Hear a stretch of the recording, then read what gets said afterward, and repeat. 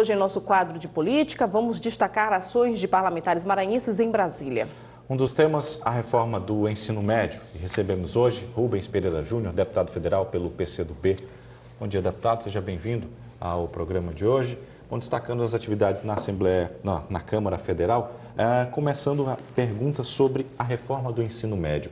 Isso vai acontecer, esses debates, essa tramitação toda acontece essa semana? Bom dia. De fato, acontecerá essa semana. Entrou na ordem do dia já desde a semana passada. Nós temos uma crítica no que diz respeito ao caminho legislativo adotado, escolher uma medida provisória para fazer a reforma do ensino médio. E a medida provisória é feita dentro de um gabinete sem diálogo, sem debate, feito unilateralmente pelo Poder Executivo. O ideal era que tivesse feito uma grande discussão, inclusive com os envolvidos, com os interessados, para que a gente pudesse apresentar uma boa reforma do ensino médio. Tem que ser reformado o ensino médio? Sim. Nosso modelo é antigo, anacrônico, ainda talvez um resquício da ditadura. Mas não será qualquer reforma que atenderá ao interesse do povo. Essa em específico o que faz? Praticamente, ela aumenta a carga horária, o que é bom, numa tendência à implantação de ensino de tempo integral, sem dizer de onde vai vir o orçamento, sem dizer de onde vai vir o dinheiro. Pelo contrário, o investimento em educação está congelado por conta da PEC do corte dos gastos. E ela também vai facilitar a formação de uma mão de obra desqualificada e barata. O objetivo da escola não é apenas formar mão de obra, mas tinha que ser principalmente formar cidadãos.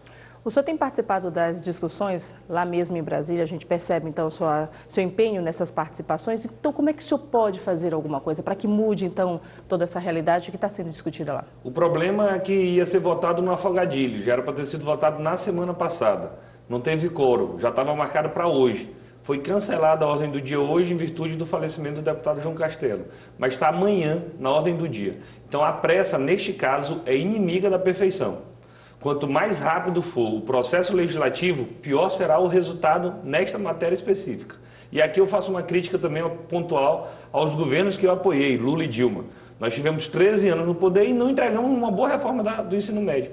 Quem era para já ter feito éramos nós, uma reforma progressista, dialogada. Infelizmente, tem projeto tramitando na Câmara há mais de 5 anos que não andou e a medida provisória agora do governo Temer já está na pauta para amanhã. Bom, deputado, nós estamos também num período de fim de ano, as atividades vão diminuindo, o recesso já chega próximo aí na Câmara dos Deputados. Isso também atrapalha esta negociação, essas discussões? Menos do que o recesso, que será só no dia 22, o que atrapalha é a turbulência própria que Brasília vive. Se nós pegarmos os últimos 100, 110 dias, 3 presidentes de poder ou de órgãos dirigentes foram afastados. A presidenta Dilma, o presidente da Câmara Cunha e o presidente do Senado Renan Calheiros. Um, inclusive, foi e voltou. Então, essa crise política, o Brasil nunca tinha visto com essa intensidade.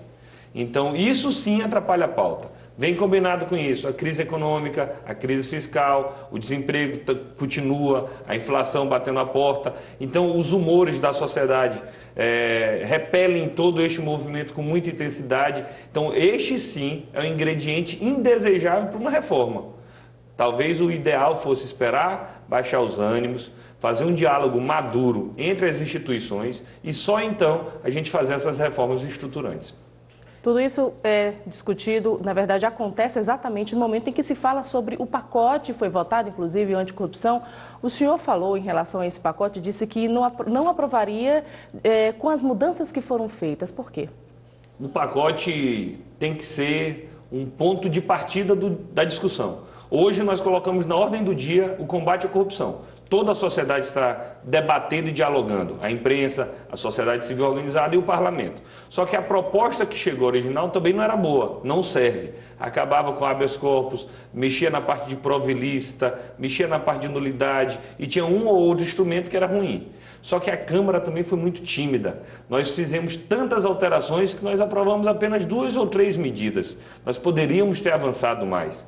É um passo inicial. Hoje nós temos novas ferramentas no combate à corrupção, como, por exemplo, aumento de pena em vários crimes de corrupção, consequentemente aumenta o tempo para prescrição. Nós transformamos corrupção grave em crime hediondo. Então, nós tivemos alguns avanços? Sim, mas os avanços foram tímidos. Ou a sociedade continua vigilante, ou, infelizmente, essa pauta que é tão importante vai continuar trazendo muito prejuízo para a sociedade. Ainda falando sobre esse pacote, ele gerou um certo problema aí entre o Legislativo e o Judiciário. Qual é a sua avaliação a respeito dessa situação?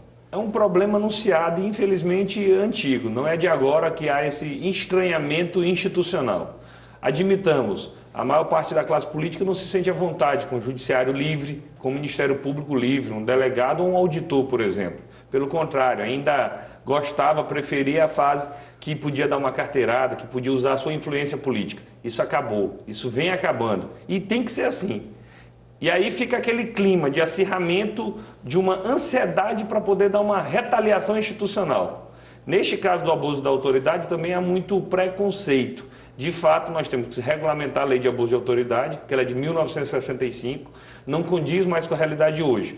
Mas também não deve ser feita em uma única noite, numa madrugada, sem larga discussão. Quanto mais o Poder Legislativo discutir, debater, dialogar, olho no olho da sociedade, defendendo todas as suas posições da imprensa, por exemplo, mais madura será a proposta entregue efetivamente para a nossa sociedade. Tem que se debater o abuso de autoridade? Sim.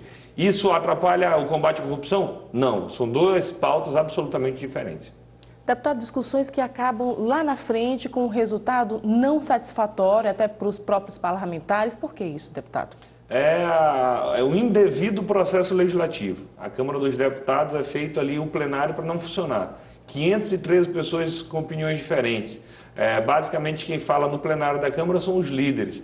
Muita gente vota inclusive sem saber. Há um trabalho parlamentar melhor elaborado nas comissões, onde há um assessoramento técnico, uma consultoria, e isso é próprio da Câmara dos Deputados e talvez do Senado. Então, este é mais um desafio, o processo de aperfeiçoamento da Câmara dos Deputados. Uma coisa é certa, é um poder extremamente fiscalizado, a TV Câmara, a TV Senado acompanha integralmente, e isso é importante que haja essa fiscalização, quanto mais próximo, melhor. Deputado federal Rubens Pereira Júnior, nós tínhamos outros temas a tratar, infelizmente com relação ao tempo não tivemos esse tempo, mas a gente vai se programar, trazê-lo mais uma vez, discutir essas informações. Muito obrigado pela sua participação, sucesso nos trabalhos em Brasília. Eu é que agradeço, bom dia a todos.